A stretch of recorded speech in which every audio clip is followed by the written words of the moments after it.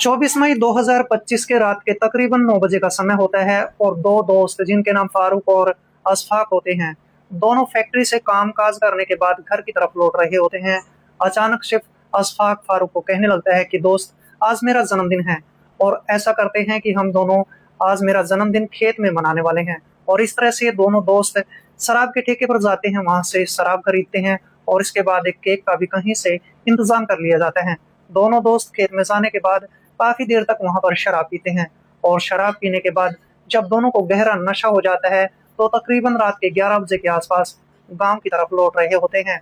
अभी दोनों दोस्तों अशफाक और फारूक को 3 बकरियां दिखाई देती हैं जो कि पास के ही घर में बंधी हुई थी, लेकिन दोनों दोस्त देखने लगते हैं कि आसपास में कोई भी नहीं है और इसके बाद ये दोनों दोस्त उन बकरियों के पास चले जाते हैं। दोस्तों, इसके बाद ये दोनों दोस्त बकरियों के साथ क्या करते हैं, पूरा मामला क्या था और इन्होंने इस मामले को कैसे अंजाम दिया और फिर इसके बाद ये दोनों कैसे पकड़े जाते हैं। दोस्तों, इसके बाद पुलिस इन दोनों के खिलाफ क्या कानूनी कार्रवाई करने वाली है। दोस्तों, इस घटना की शुरुआत होती है मध्य प्रदेश की राजधानी भोपाल से। भोपाल में ही एक छोटा सा कस्बा लगता है और उसी कस्बे में दो दोस्त रहते हैं जिसके नाम फारूक और अशफाक है। फारूक और अशफाक हमेशा हर रोज रात के ठीक 9 बजे के आसपास अपने घर पर एक फैक्ट्री से काम करके लौट आया करते थे। दोनों अच्छे दोस्त होते हैं, दोनों अपना समय जो है फैक्ट्री के अंदर ही काम करके बिताया करते थे। लेकिन दोस्तों, 24 मई 2025 की रात के तकरीबन 9 बजे के आसपास का समय होता है। अशफाक और फारूक दोनों फैक्ट्री से लौट रहे होते हैं। फैक्ट्री से लौटने के बाद दोस्तों अशफाक के मन में ख्याल आने लगते हैं। वो कहने लगता है कि फारूक, आज मेरा जन्मदिन है और हम दोनों जन्मदिन मनाने वाले हैं। इसके बाद फारूक कहने लगता है कि जन्मदिन हम कहाँ पर मनाएंगे। तभी अशफाक कहने लगता है कि पास के ही जो खेत हैं वो खाली पड़े हैं, वहां पर हम जन्मदिन मनाएंगे। और इसके बाद अशफाक और फारूक दोनों ही एक दुकान पर जाते हैं, वहां से केक खरीदते हैं। केक खरीदने के बाद फिर अशफाक और फारूक दोनों शराब के ठेके पर चले जाते हैं। शराब के ठेके से शराब खरीदी जाती है और इसके बाद ये दोनों दोस्त मिलकर जो है पास के खेत में चले जाते हैं। खेत में जाने के बाद दोस्तों अशफाक अपने दो दोस्तों के पास फोन कॉल करता है और उनको कहने लगता है कि हम यहाँ पर बैठे हुए हैं और तुम दोनों जल्दी से आ जाओ। आधा घंटा गुजरने के बाद दोनों दोस्त जो है खेत में पहुंच जाते हैं और इस तरह से दोस्तों ये 4 लड़के वहां पर बैठकर पार्टी करते हैं। वहां पर अशफाक का जन्मदिन भी मनाते हैं और ये सब खत्म करने के बाद दोस्तों इन चारों को काफी ज्यादा गहरा भी नशा भी हो जाता है।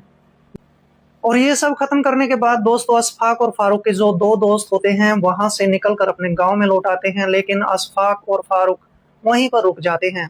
इसके बाद अशफाक फिर से ठेके पर जाता है, वहां से शराब खरीदता है और दोनों फिर जमकर शराब पीते हैं और ऐसा करते हुए लगभग रात के 11 बजे का समय हो जाता है।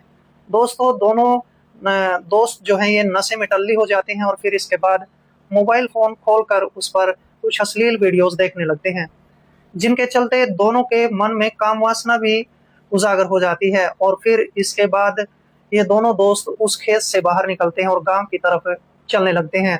कुछ दूरी तय करने के बाद जैसे ही गांव के अंदर ये प्रवेश कर रहे होते हैं तभी अशफाक को 2 बकरियां बंधी हुई नजर आ जाती हैं। उन बकरियों को देखने के बाद फारूक और अशफाक वहां पर जो है अपना प्लान तैयार करते हैं, योजना बनाते हैं, क्योंकि इनके मन में जो है काम वासना के जो विचार हैं वो भर चुके होते हैं। इसके बाद अशफाक और फारूक इधर उधर देखने लगते हैं, लेकिन इधर उधर देखने के बाद वहां पर कोई भी नहीं होता है, बिल्कुल सुनसान सी जगह होती है। अशफाक और फारूक वहां पर इन बकरियों के पास जाते हैं और इनमें से एक जो बकरी होती है वो गर्भवती भी होती है और उसके साथ फिर दोनों मिलकर जो है दुष्कर्म करने लगते हैं। अशफाक पहले दुष्कर्म करता है, फिर इसके बाद फारूक भी वहां पर लगातार उस बकरी के साथ दुष्कर्म करता रहता है। और जैसे ही दोनों दुष्कर्म करते रहते हैं दोस्तों, वो बकरी चिल्लाने लगती है। जब वो ऊंची आवाज में चिल्ला रही होती है तो फिर जो बकरियों का मालिक होता है जिसका नाम अहमद होता है, जैसे उसको बकरियों के चिल्लाने की आवाजें सुनती हैं तो अहमद दौड़ा दौड़ा अपने घर से बाहर निकलता है और बाहर निकलने के बाद वो देखता है कि 2 लड़के बकरी के साथ जो है कुछ गलत काम कर रहे थे, दुष्कर्म कर रहे थे। इसके बाद दोस्तों जैसे ही वो दोनों दोस्त अहमद को अपनी तरफ आते हुए देखते हैं तो दोनों ही दौड़ पड़ते हैं, लेकिन वहां पर फारूक का पांव फिसल जाता है, वो गिर जाता है और इसके बाद अहमद फारूक को वहीं पर पकड़ लेता है, फारूक पर काबू पा लेता है अहमद शोर मचाता है, चिल्लाता है और इस तरह से 2-4 जो आदमी और होते हैं, पड़ोसी होते हैं, वो वहां पर जमा हो जाते हैं। और इसके बाद दोस्तों फारूक को वहां पर एक बांध कर जो है एक कुर्सी पर बैठा लिया जाता है और फिर उस गांव के जो लोग होते हैं नजदीकी पुलिस स्टेशन में फोन कॉल करते हैं और फिर 1 घंटे बाद मौके पर पुलिस पहुंच जाती है। पुलिस इसके बाद फारूक को गिरफ्तार करती है, मामले की पूरी जांच करती है और फिर जांच के दौरान पाया जाता है कि वहां पर बकरी की मौत भी हो जाती है। दोस्तों इसके बाद फारूक को पुलिस स्टेशन के अंदर ले जाने के बाद उसकी जमकर पिटाई की जाती है। फारूक फिर इसके बाद अपने दोस्त अशफाक का नाम भी लेता है और फिर थोड़ा समय गुजरने के बाद अशफाक को भी गिरफ्तार कर लिया जाता है। इन दोनों की डंडों के साथ जमकर पिटाई की जाती है। जब दोनों अपना जुर्म कबूल कर लेते हैं तो पुलिस फिर इन दोनों के खिलाफ एक चार्जशीट तैयार कर लेती है और दोस्तों इसके बाद इन पर आगे की क्या कानूनी कार्रवाई होने वाली है ये तो भविष्य के गर्भ में छिपा है। लेकिन और इस तरीके से इन दोनों दोस्तों ने, अशफाक और फारूक ने, पहले शराब का नशा किया और नशे के कारण इस इतनी बड़ी घटना को अंजाम दे डाला। दोस्तों यहाँ पर कोई लड़की भी हो सकती थी या फिर कोई महिला भी हो सकती थी, उसके साथ भी ये दोनों गलत कर सकते थे, गलत दुष्कर्म कर सकते थे और फिर दोस्तों इसके बाद जो होने वाला था वो बहुत बुरा होने वाला था। लेकिन ऐसा करने से पहले ही पुलिस इन दोनों को गिरफ्तार कर लेती है, ये सबसे बड़ी बात है।